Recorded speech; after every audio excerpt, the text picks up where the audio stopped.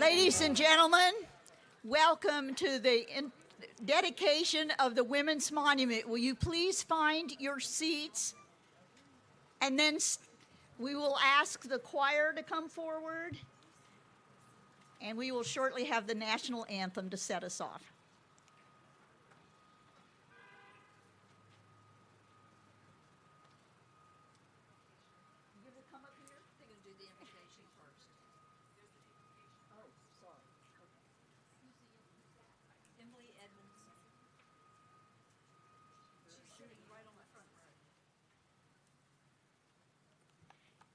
And to begin our program today, we would like to ask Emily Edmondson to come forward and give the invocation.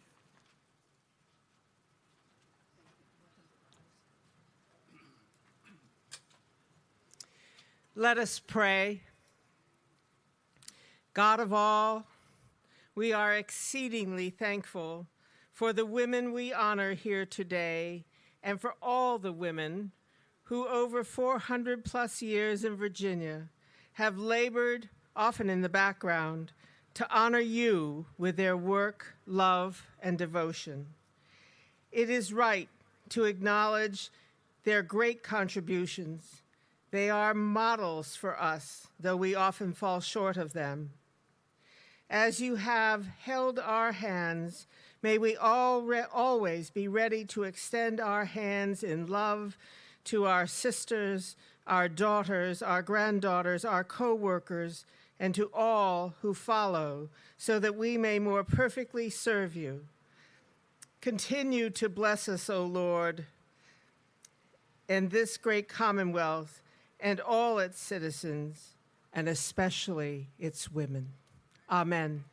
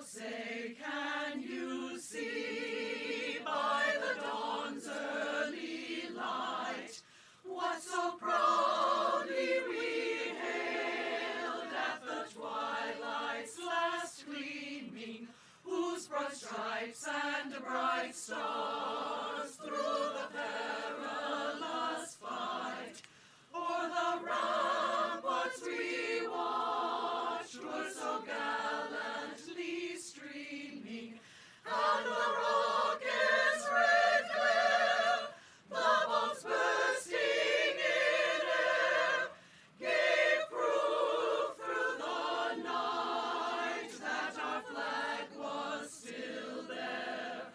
Oh, say does that star-spangled banner yet wave o'er the land of the free and the home of the brave?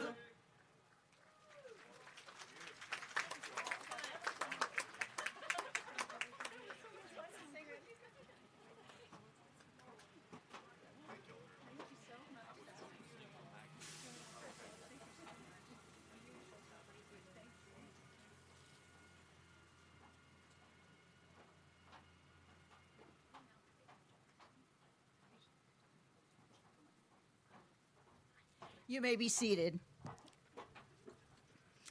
Again, welcome to this wonderful day of dedication to the Women's Monument, honoring the achievements of Virginia women over the 400 years of our Commonwealth's history. Today is a great celebration and one where we're so pleased to have the opportunity to see in real life what we've dreamed of for so long. This monument embodies the goals of the Women's Monument Commission, not to put women on a pedestal, not to have a mythic or symbolic figure, but to honor real women who did real things in this Commonwealth.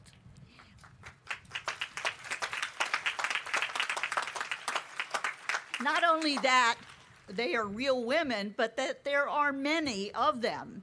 And although there are multiple statues, I want you to pay particular attention to the fact that there are 230 names of women on the glass wall who are also have participated and were many nominated by their own communities to be named on that glass wall because so many people have taken part in Virginia history, and these women have often not been recognized. These women rose to the occasion and made significant achievements. They were from all walks of life, from different times and places. They were famous and obscure, real women, even imperfect women, who have shaped the history of this Commonwealth. Our hope is that they will inspire young women who see their names, who walk among their statues, to say, oh, I think I could do that. I'd like to be on that glass wall someday. We've left space for them to be there. We want girls to be able to look at this monument and say, I can make a difference. Yes, I can do that.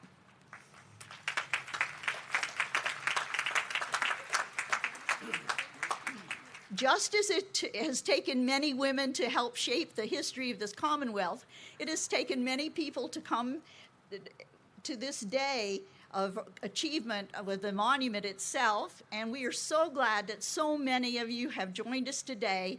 I will mention just a few, although the guests on the platform will be introduced later. So we have also former Governor George Allen, Lieutenant Governor John Hager, former Lieutenant Governor, our current Lieutenant Governor Justin Fairfax, Senator Walter Stosh, who got us all started on this endeavor, Speaker Kirk Cox, we're pleased to have you, former First Lady of Virginia Lyndon Johnson Robb, many current and former members of the General Assembly, I won't try to list by name, our many wonderful donors who are listed in the program, and my dear friends through thick and thin, the members of the Women's Monument Commission. And while we honor the sculptures today, the statues, I also want to mention that Sam Daniel and Daniel and Company created the granite plaza on which the statues are placed, without which it would not be the monument that it is. And now I get to make my and I also want to mention that Congressman Donald McEachin has introduced a resolution celebrating the dedication of the Women's Monument, and that was read into the congressional record. I won't read it all today, but I do want you to know that he has done that for us and that those words are in the congressional record. And now a very special introduction, my dear friend from the days in the Senate, the 73rd Governor of the Commonwealth of Virginia, Ralph Northam.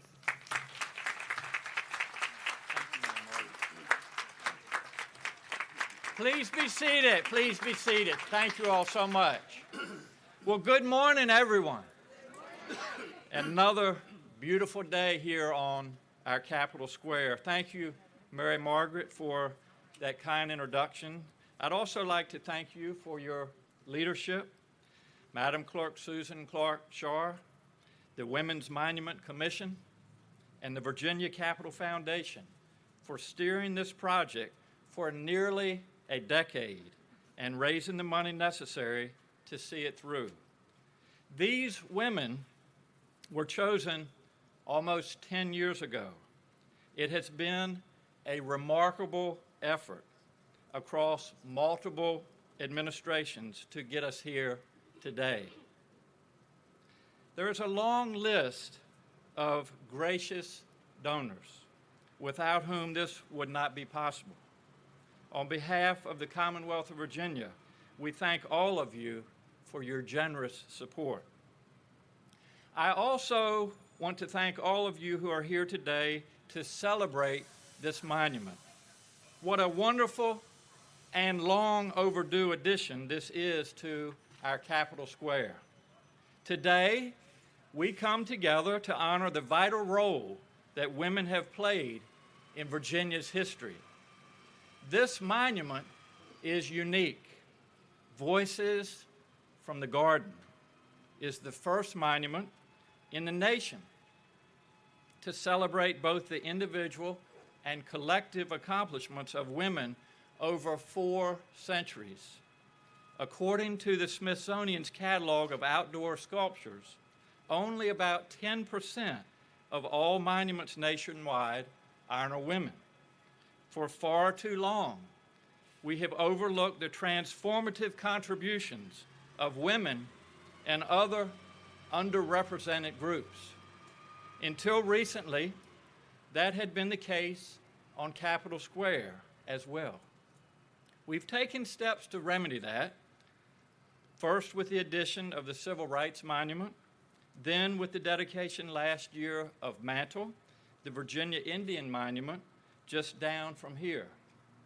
With the addition of this women's monument to Capitol Square, we're finally telling a more inclusive story, a more complete story about Virginia. It's time we talk about Anne Burris Layden, one of the first women to arrive in Jamestown in 1608. She survived harsh treatment and the winter known as the Starving Time, demonstrating remarkable resilience and fortitude. And Mary Draper Ingalls, who was taken captive by Shawnee Indians during the French and Indian War. She escaped, traveling 600 miles back to her home and becoming an American folk legend. She established the Ingalls Ferry, which was vital to her rural community. And Elizabeth Hobbs Keckley, an enslaved woman from Dinwiddie County who became a successful seamstress and acquired her freedom. She became the personal dressmaker and confidant of First Lady Mary Todd Lincoln and a renowned author. And suffragist Adele Clark, and so many others who will be featured either as statues on this monument or whose names are included on the Wall of Honor. Still, our work doesn't end when we cast these women in bronze and etch names on that wall. To honor these women, we must ensure that women are paid at the same level as men.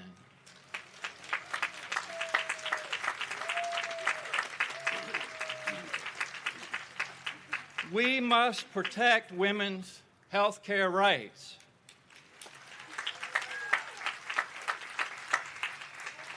We must combat domestic violence and sexual assault. We must do all these things because what's good for Virginia's women is good for our Commonwealth.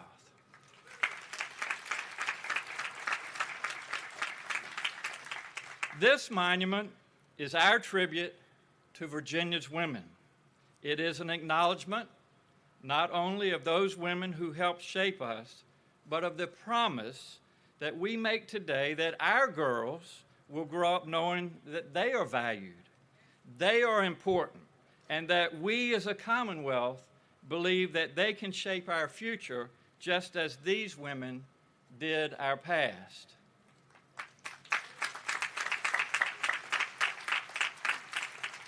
Much of Virginia's complex history has been told, and we have much more to tell. I am hopeful that as we move forward, our Virginia history will be one of pride in a Commonwealth that is becoming more diverse and more inclusive every day. I want to remind all of you that while we may be biased, we live in the best state, in the best country in the world. May God bless all of you. Thank you so much.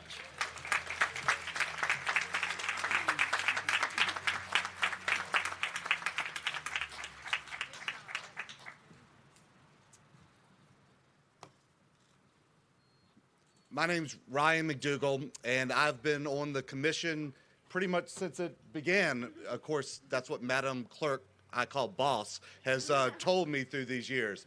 And this is my baby girl, Reagan. And she is here as part of the Scouts group, but she is a Scout, and she's probably going to correct me if I say it wrong. She's a Tiger Scout. No. I told you she would correct me if I'm wrong.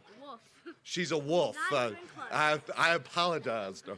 But she was so excited because she's been to a number of events ever since she was just a few months old. She remembers as we placed the tobacco around the Indian monument and the symbolic reference that meant to the earth growing and returning.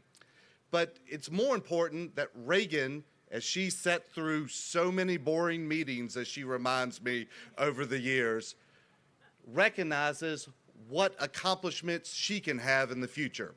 I was very fortunate. My mother was the first to go to college in our family, on both sides.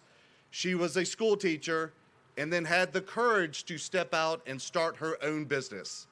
And today, she'll be 75. She'll probably I'll pay a price for telling her age, but she'll be 75 in 2 weeks, and she still works about 70 hours a week in that business, which is just amazing. But I'm so fortunate that I got to see that and be part of that, and that was the example for my life. Reagan has been so fortunate because she gets to hang with Meemaw and work in the plant business, but she's also got to see the accomplishments of her mother, my wife, Dr. Robin McDougall. Robin has gone through so much in the last 6 years, but she went through so much so that Reagan could be with us.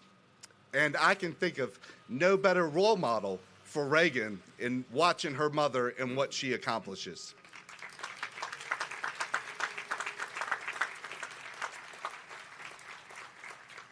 But this commemoration today is not about our role models only of the past.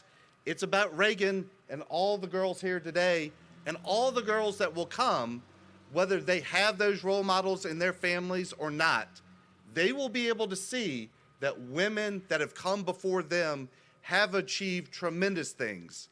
Those have been wide and varied, some of them that we will read about and see in statues, some about their names on the wall, and some are yet to be written. We are so proud about the accomplishments that Virginians have made, and we are proud that we are going to recognize those accomplishments through the presentation not only of the statues, but of this monument.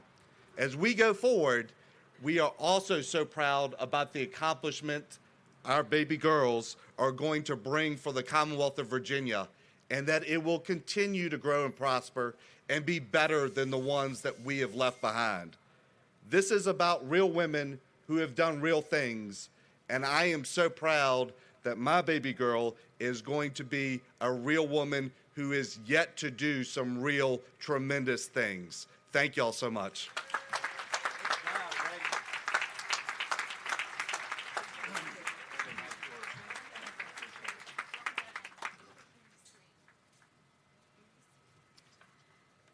Good morning. My name is Susan Clark Shar, and I'm going to talk a little bit about the journey of the Women's Monument. As a couple of people have already mentioned, we have gone through almost 3 governors, 10 years, and this is the way it started.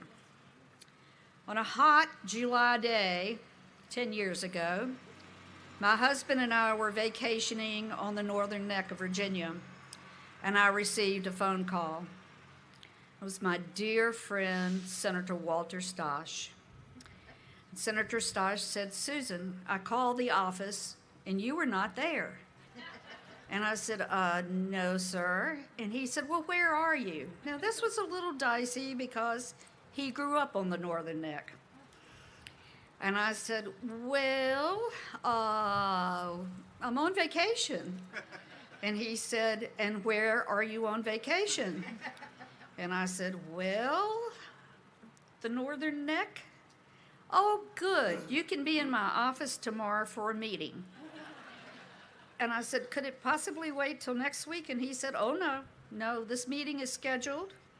All the ladies are lined up. So it will be 10:30 in my office, and I know it only takes an hour and a half, probably less for me, to get to Richmond." So I went to Richmond, and I've had people say, "Why in the world did you do that?" I said, "Well, number one, he was my state senator. Number two, he was chairman of finance, and you always go when the chairman of finance calls." So I got in his office, and his assistant, Carla Bowie, said they're all in the conference room. So I go into the conference room, and here's a group of very active women philanthropists in the city of Richmond. And Senator Stosh explained that they were concerned about history and that history wasn't being taught correctly in the schools of Virginia, particularly women's history. And so they had come and talked to him about a monument in Capitol Square honoring the women's contributions to Virginia over 400 years. And I'm like, "How in the world do you do that?" And he said, "So I'm going to introduce the resolution." And he looked around at everyone and smiled, and he said, "And Susan will take care of the rest." And he left. So thanks to a wonderful group of women and men on the Women's Commission, it truly has taken us a village to reach this point. We felt like at times we took 6 steps forward and 10 back. But here's how we started. The Library of Virginia gathered a group of women's studies professors and compiled a list of names of potential nominations. The nominations were sought from around the state, and we even accepted nominations from different communities and individuals. Then we issued a request for proposal and received 36 submissions from around the United States, Europe, and Turkey. And I can assure you, some of them were very interesting. Some of them I couldn't quite figure out whether they liked women or not. We did talk to several focus groups, and one of the focus groups that was really important to us was a group of young Virginia women at the University of Richmond. They were very emphatic about what they thought the monument should be. No pedestals, no horses, no weapons.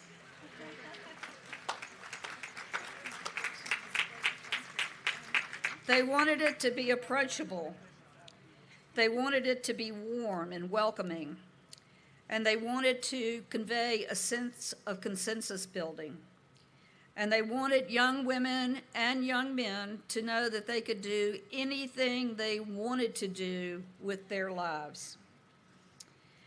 They also said they did not want it to be allegorical, because most of the statues of women in the United States are allegorical. They wanted real, live women.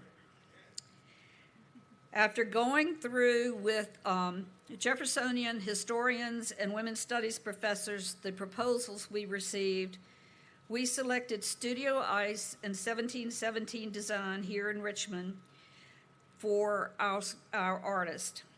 We wanted a group that was willing to work with us and willing to make adjustments and consider suggestions. Not all artists are quite that amenable, but They've done that for 10 years, if you can only imagine. And in addition, their design was the closest to what the students at the University of Richmond had described. There were many debates along the way. Are we going to pick this person or that person? Does that person's name go on the wall, or does this person's name go on the wall? At one point, Mrs. Alsop, who entitled herself the principal proponent, and I had a disagreement about one of the statues. And she looked at me and she said, "Are you saying no to me?" Now, Mrs. Alsop, I actually was taller than Mrs. Alsop, so that's not very tall. And it got very quiet in the room, and all the other women were looking at me like, uh-oh. And I said very respectfully, "Yes, ma'am, I am." And she drew back and she said, "Well, everyone needs a no person, and I guess you are mine." And that was not the last no she received from me. After we had selected the design and the women who were going to be the statues, we went to a photo shoot in New York, and I think one of the young women who was one of the models at that photo shoot is here with us today. But we were able to go up. The women were dressed in their period costumes. They had a model of the plaza, and we were able to move these actresses around, and they all had the bios of the person they were representing. We could move them around and say, "No, we like this person better over here, and we want this person to sit, we want this person to stand, this person should be talking to another person." And I went up to Elizabeth Keckley and I said, "Well, how's Mrs. Lincoln?" And she looked at me and she said, "We are not speaking. You know, I wrote that book about her." So they were very much in character. And we were told by Deborah Schwartz that the morning we arrived was the first morning all 12 of the actresses had gotten together.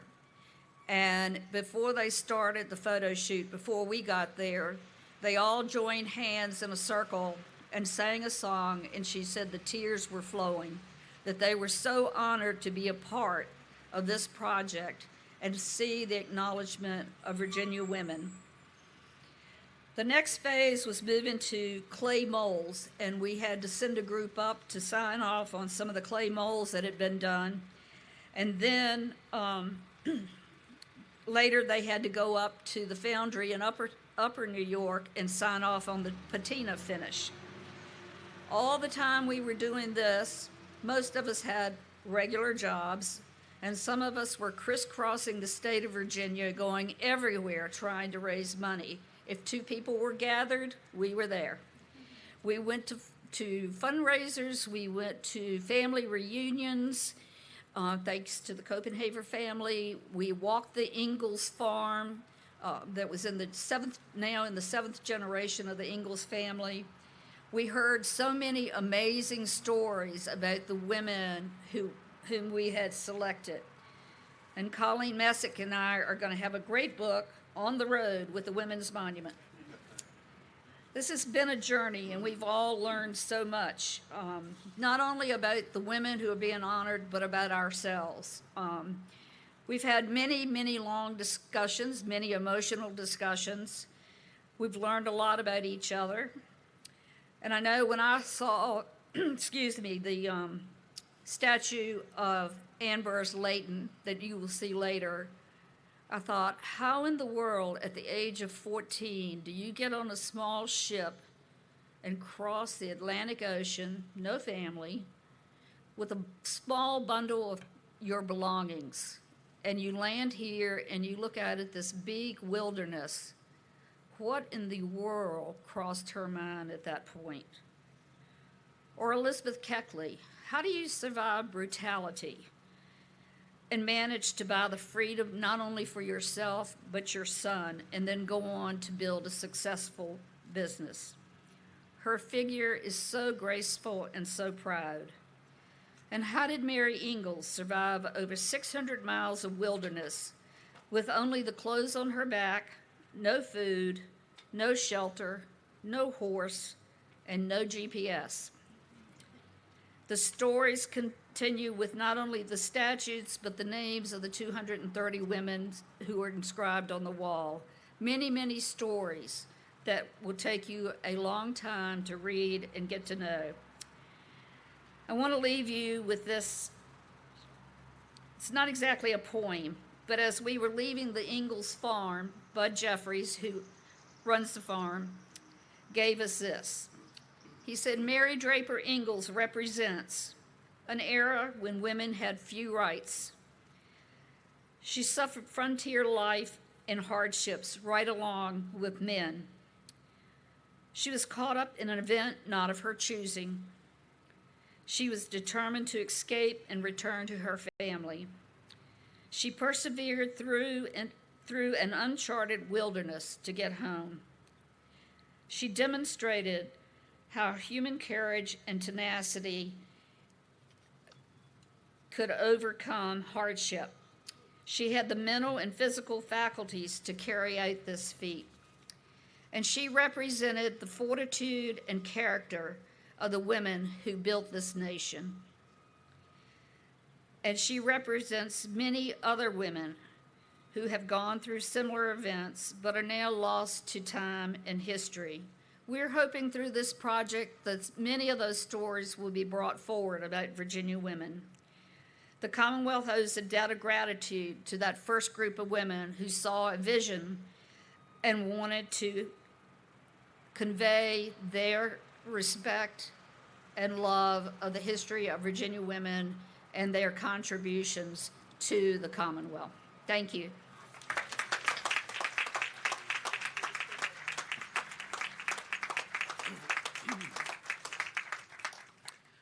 Good morning, everyone. My name is Ivan Schwartz. I'm the founder and director of Studio EIS in New York City.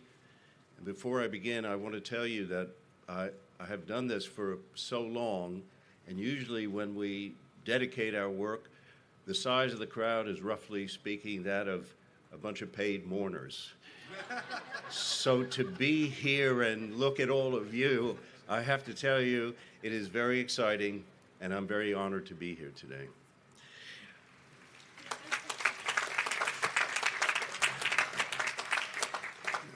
I'd like to say good morning to Governor and Mrs. Northam, former First Lady Susan Allen, Senator Whipple, Madam Clerk Susan Shar, Dr. Lee, Speaker Cox, the members of the Virginia Women's Monument Commission, the women of Virginia, the men of Virginia, friends and citizens.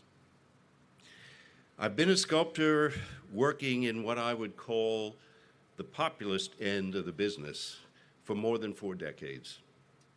It's not especially well regarded in the art world. Our literal, figurative creations almost always have a purpose that is primarily not aesthetic. Don't get me wrong, I love making beautiful objects, but generally speaking, we serve a fundamental need to depict people and moments in history as honestly and accurately as we can. Lately, however, it's occurred to me that this vestige of old world sculpture making has been given something of a new life, and not because of what I or my studio does. About 5 years ago, the archive of Studio ICE was acquired by the Briscoe Center of American History at the University of Texas in Austin. When Dr. Don Carlton, the director, called to discuss the prospect of this, I thought, surely somebody's having me on. It's just, who would be interested in what we do? And I thought they were making a joke. And the president of what wants to call me? You must have the wrong number, I said.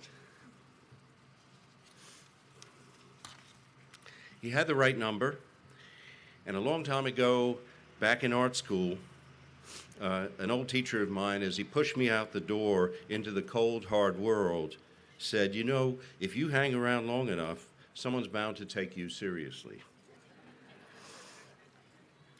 It turns out the Briscoe Center at UT pursued our archive because they were creating a new area of study in symbols in American history, which brings me right about to where we are today, and maybe you can see where this is going. About the same time that they came calling, this project began to kick into high gear. Once we figured out what this plaza might look like, with the invaluable help of John Crank, the Richmond-based designer, the Virginia Women's Monument Commission, and the Library of Virginia, we began to prepare the work of sculpting these figures. And that was when I discovered the extraordinary lack of sculptures, statues, and monuments in this country dedicated to or about women. Now you might say, fool, where have you been lately? Late to the party and no excuse. But now, with eyes wide open, this commission and the 100th anniversary of the 19th Amendment guaranteeing a woman's right to vote have brought an awareness to us all that goes beyond this monument alone. As part of the art direction and research phase necessary to produce the project, we looked at just about everything that's ever been done on sculpture of women in America. We discovered, as of 2011, while there were an estimated 5,200 public statues depicting historic figures in the United States, only 394 were of women, which is extraordinary. Women have been excised from the marble pedestal of history. Amazingly enough, Alice in Wonderland and Mother Goose turn out to be the only sculptures of women currently in residence in New York's Central Park. Yes, I have made a few lately. We just finished a sculpture of Susan B. Anthony this year in Liberty, Missouri, and Frank at the World War II Museum in New Orleans, and soon we will dedicate a sculpture of Harriet Tubman at the state capitol in Annapolis. Thank you. But if you think about it, the sum total has been embarrassingly tiny. And so when preparing for a new project and people ask to see images of previous work of important women that we've made, I think somebody must have pilfered my studio's archive. They just don't exist. Now, what I have to tell you is this, and this is the most interesting thing about this storyteller's evolution, and that is that the art and the story and our symbols have now changed in this country. And here's where I think this little talk gets really interesting. I still make sculptures of Abraham Lincoln and George Washington. I don't turn my back on these good gentlemen, but their Gentlemen's Club, which has occupied our national living room and our nation's public spaces, has at last started to admit women, African Americans, and Native Americans.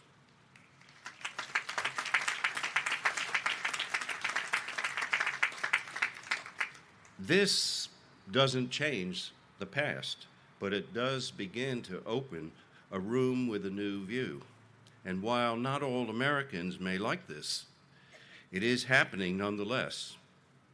Even though there are certainly those who are asking when and where this is all going to stop. So I say to them, this is a new beginning, a deeply significant moment in the history of the nation as we begin to redress centuries-old sins of omission. And so why is this significant? Every society needs its symbols. And in a dynamic culture such as ours in the United States, these symbols change. They evolve and they also devolve.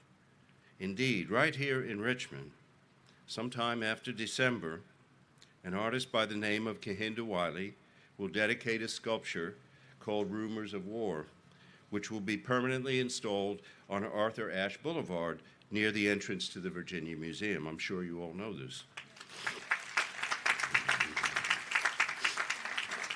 20 27 feet high, it depicts a young African-American man with dreadlocks in a hoodie with ripped jeans on horseback. The reference to the heroic equestrian statues of Confederate generals already in Richmond is all too clear, and so is the symbolic effort to shine a light on another history. So, if those statues on Monument Avenue were the counterpoint that inspired Wiley to create his Rumors of War, which will no doubt fuel some measure of controversy, could we not also agree that the shameful lack of sculptures, monuments, and statues of women have done the same in the case of the Virginia Women's Monument, where there was a huge void? We are about to fill it in this 100th anniversary year of the 19th Amendment.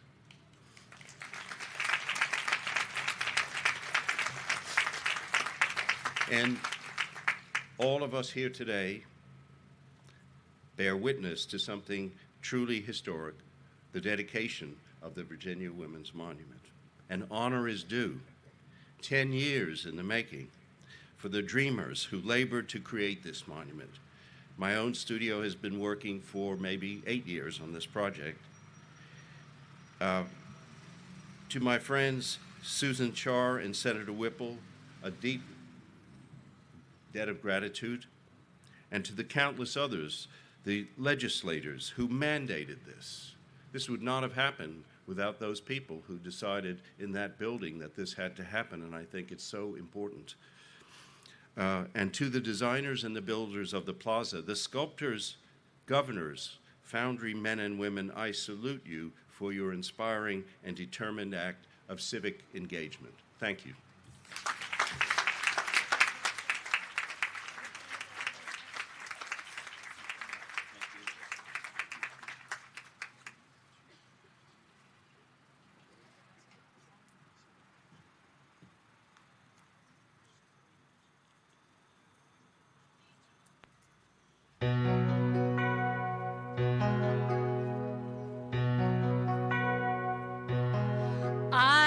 Standing on the shoulders of the ones who came before me. I am stronger for their courage. I am wiser for their words. I am lifted by their longing for a fair and brighter future. I am grateful for their presence, for their toiling on this earth.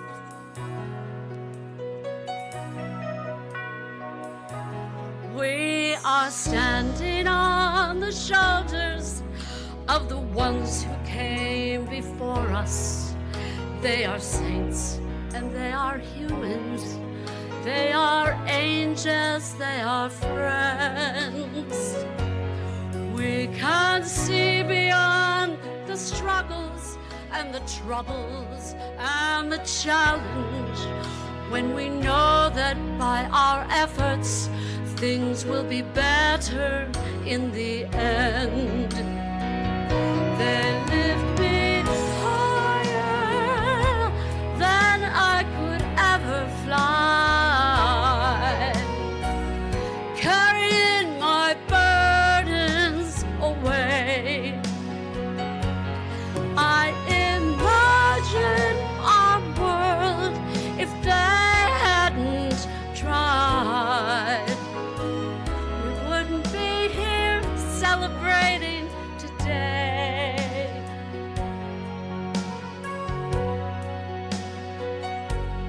I am standing on the shoulders of the ones who came before us.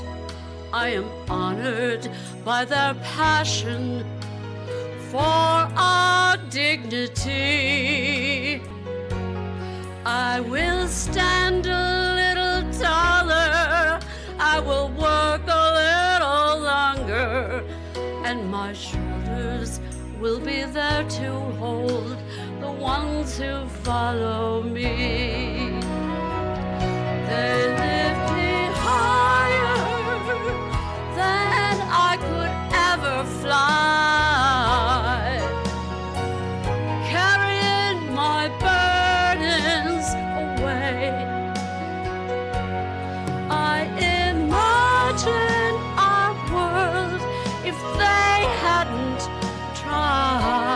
it, we wouldn't be so very blessed today.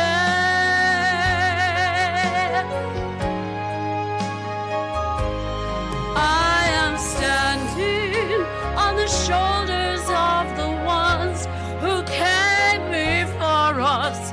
I am honored by their passion for our liberty.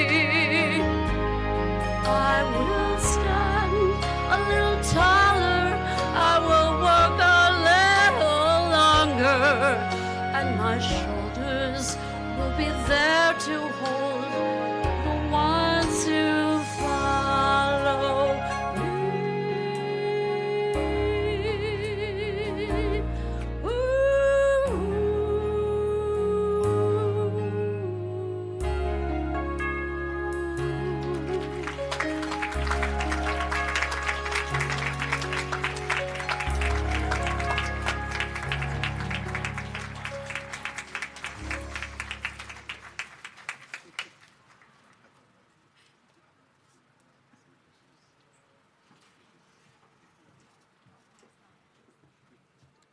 We are standing on the shoulders of our ancestors.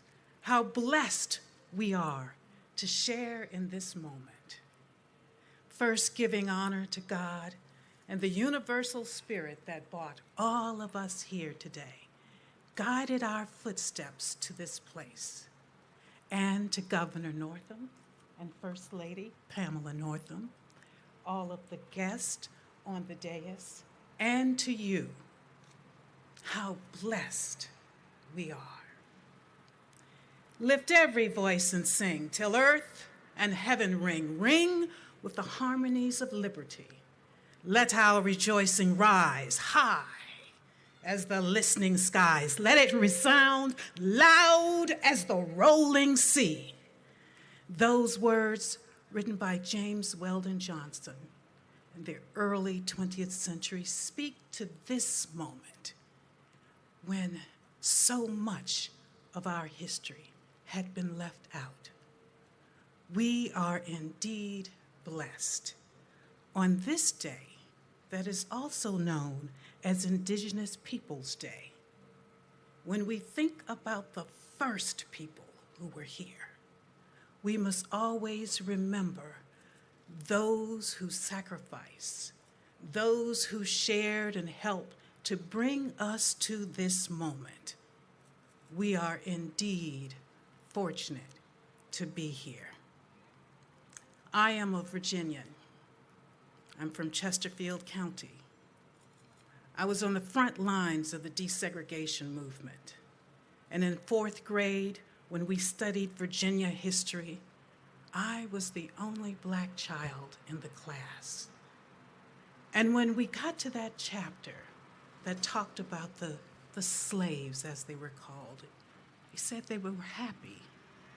And I looked around and saw that no one in the class looked like me and could understand how I felt to read that. And I asked myself, were all of the Black people slaves? And what about the women? Were they all making flags like Betsy Ross? And the Indians, where were they then and where are they today? And so that is why this moment holds dear to me personally and to so many others, because now we are a part of that narrative in the public space.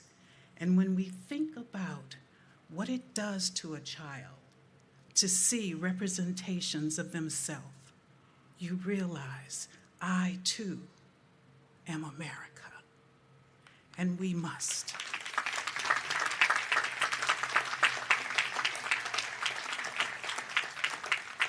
We must always look for ways to include everyone's narrative and consider what they bring to the table. So I want to bring your attention just for a moment to one in particular, Kokoyeski, the Middle Peninsula. Kokoyeski became chief of the Pamunkey in 1656, and in 1677 signed the Treaty of Middle Plantation with the English king to protect the land and the people of several tribes united under her authority. We had never heard of such, of a woman being a leader, but now we will have the opportunity to learn about her story and so many others that make up this quilt that we call the Commonwealth of Virginia. We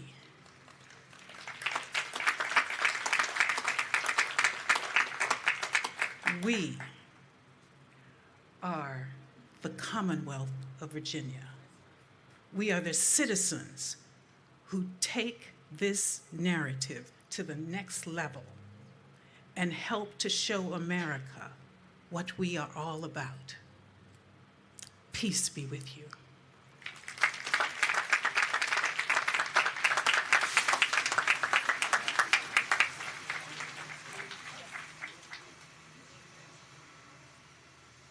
We are so pleased to be joined today by the First Lady of Virginia, Pam Northam. She's a former pediatric occupational therapist and science educator who's using her professional experience to expand and improve Virginia's early childhood care and education system. And she was an early supporter of this monument. She very kindly gave an event herself in Norfolk to introduce people in the area to the monument and to solicit their support. So Pam, we're delighted to have you here. Good morning. I am so honored to be here as we celebrate this historic and inspirational project. And I have a little confession. The first dog, Murphy, and I actually run by here fairly frequently, and I've been peeking a little bit.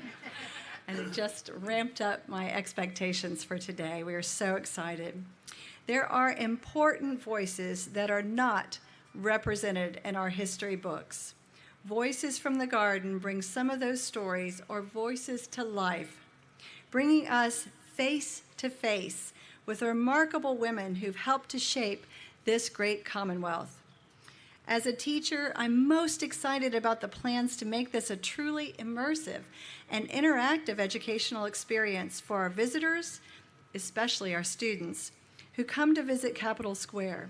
Within the next 12 to 18 months, we plan to launch an online portal where visitors can access biographical information and dive into digital documents of images housed in the Library of Virginia archives on the women featured here on the monument. Isn't that exciting? The interactive features will be included on a beautiful new website dedicated to welcoming visitors to Capitol Square. It also will be a resource for those who find it challenging to travel for a visit, allowing teachers to download lesson plans aligned with Virginia's standards of learning. In March, for example, during Women's History Month, teachers can download material now about the Women's Monument and the wonderful women featured there.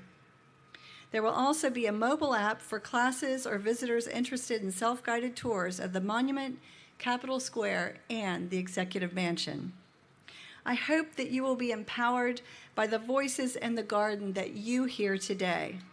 Let us recognize our diverse past and those on whose shoulders we stand so proudly today, and be inspired to work on for a better future for our daughters and the young leaders of tomorrow, like these lovely young women here today.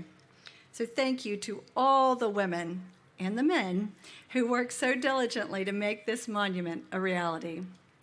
Now, it's my honor to introduce some very special guests. We have Girl Scouts from not one, not two, but 3 councils here. The Girl Scouts of the Commonwealth of Virginia. Y'all raise your hand.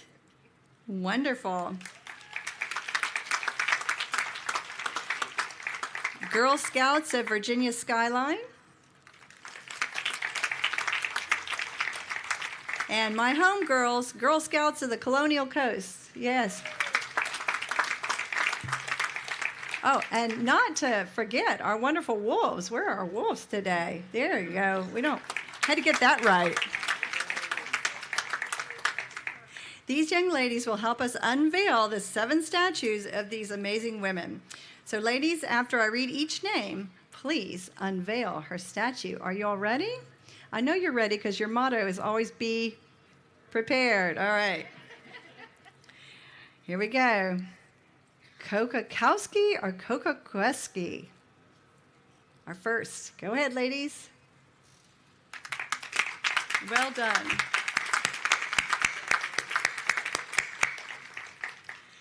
Anne Burris Layden.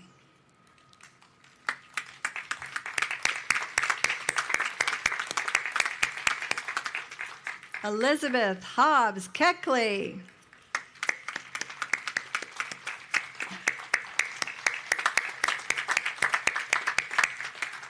Mary Draper Ingalls.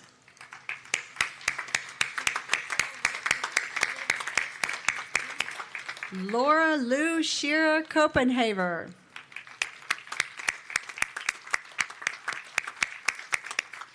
Virginia Estelle Randolph.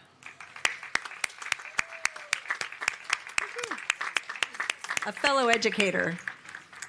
Adele Goodman Clark. Well done. Beautiful. Thank you all very much.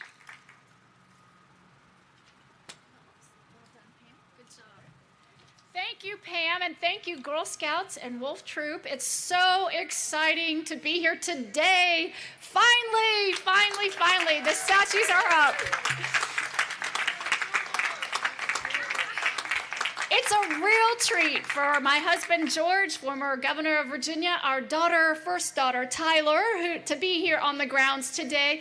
Tyler, can you imagine what it would have been like when you were a Girl Scout having your troop run around the grounds amongst these statues of women? It used to be you and your little brother Forrest would just traipse through on his go-kart or your scooters or your bike, and we would talk to tourists and we would tell them what it was like living in the executive mansion. But now America's first park finally tells the rest of the story with more to come. What a great day for Virginia. What a great day for America.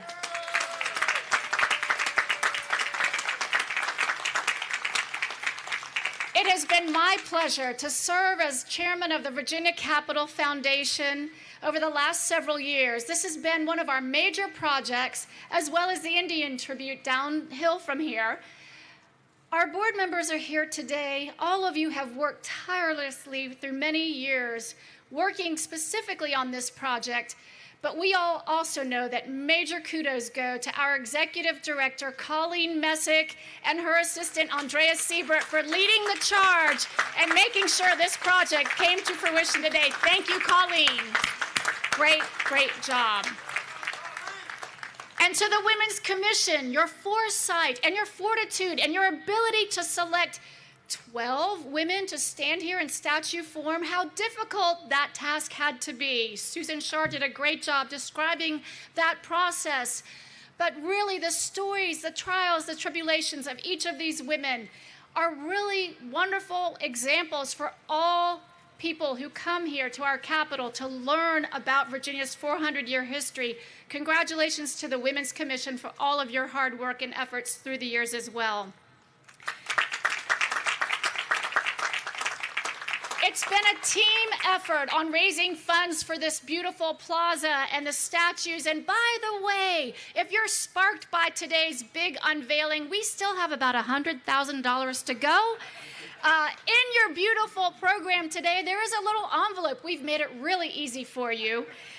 We welcome your participation, but I know that many of you are here today because you were the first in line to contribute $1 or $100,000 towards this project.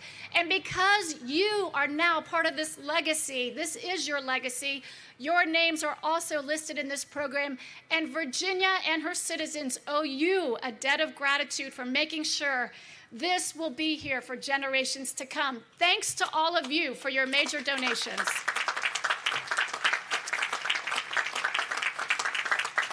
One of Virginia's great partners is Dominion, and they have been with us throughout with this project, and they are the lead sponsor of today. Thank you to Dominion for your support and effort as well.